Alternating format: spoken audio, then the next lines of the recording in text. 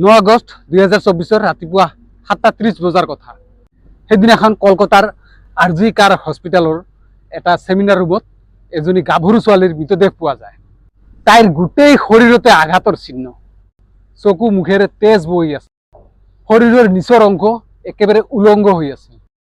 ছোৱালীজনীৰ পেটত আৰু ভৰিতো বহুত আঘাতৰ চিহ্ন আছিল। আনকি ছোৱালীজনীৰ গুপ্তাংগৰেও বহুত তেজ বৈ আছিল। আৰু সেই ছোৱালীজনী কোন আছিল জানেনে? তাই আছিল সেইখন হস্পিটেলৰে এজনী ষ্টুডেণ্ট, অৰ্থাৎ জুনিয়ৰ ডক্টৰ। আমাৰ গুৱাহাটীৰ যেনেকৈ GNCH হস্পিটেলখনত আমাৰ ল'ৰা ছোৱালীবোৰে তাতে ডক্টৰ পঢ়ে, ঠিক তেনেকৈ এই কলকাতাৰ হস্পিটেলখনতো ল'ৰা ছোৱালীবোৰে তাতে এই ডক্টৰী পঢ়ে। আৰু এই ছোৱালীজনীও আছিল সেই হস্পিটেলখনৰে এজনী ষ্টুডেণ্ট, অৰ্থাৎ জুনিয়ৰ ডক্টৰ বুলি ক'ব পাৰি। আৰু মই যিখিনি বিৱৰণ দাঙি ধৰিলোঁ, এইখিনি শুনাৰ পিছততো যিকোনো এটা যথা মূৰ্খেও ক'ব পাৰিব যে এইটো এটা স্বাভাৱিক মৃত্যু নাছিল, কমচে কম এইটো এটা আত্মহত্যাটো নাছিল।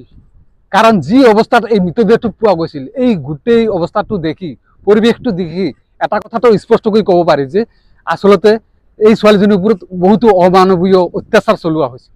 তাইক দলবদ্ধভাৱে ৰেপ কৰা হৈছিল।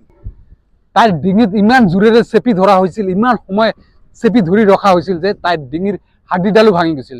আনকি তাইৰ চকুৰেও তেজ ওলাই পৰিছিল, ইমান জোৰেৰে ধৰি ৰাখিছিল আৰু ইমান সময় ধৰি ৰাখিছিল।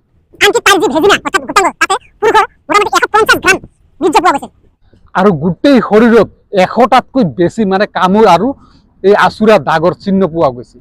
এইখিনিতো শুনাৰ পিছত ক'বই পাৰি যে আচলতে সেই ছোৱালীজনীৰ ওপৰত সঁচাকৈয়ে খুবেই অমানৱীয় অত্যাচাৰ চলোৱা হৈছিল।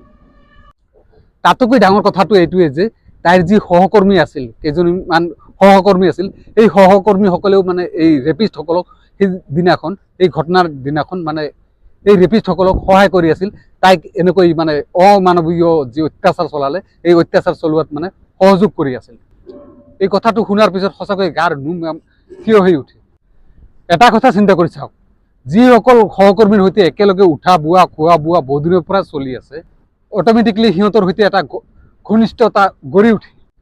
আৰু সেই ঘনিষ্ঠতাৰে সুযোগ লৈ যদি কোনোবাই বিশ্বাসঘাতকতা কৰে, তেতিয়া এই এনেকুৱা ধৰণৰ মানে হৃদয় বিদাৰক ঘটনাবোৰ ঘটি যায়।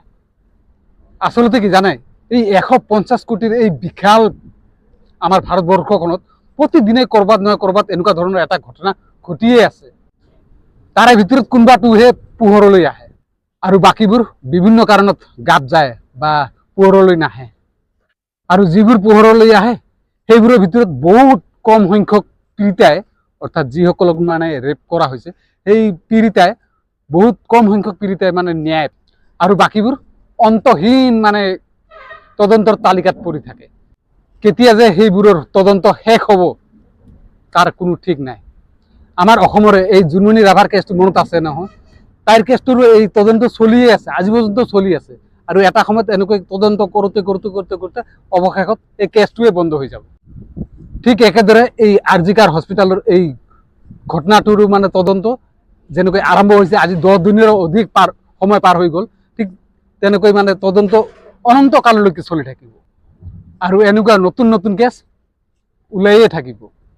গতিকে মই আপোনালোকক অনুৰোধ কৰোঁ, বিশেষকৈ সেই মহিলাসকলক যিসকলে নেকি কৰ্মসূত্ৰে নিজৰ পৰিয়ালৰ পৰা বাহিৰত থাকে বা দূৰত থাকে, আপোনাৰ যি সহকৰ্মী আছে বা আপোনাৰ যি বন্ধু বান্ধৱী আছে, সেইসকল আপোনাৰ যিমানেই প্ৰিয় নহওক কিয়, যিমানেই মানে বিশ্বাসী নহওক কিয়, আপুনি সদায় সতৰ্ক হৈ থাকক, যিহেতু আপুনি বাহিৰত আছে।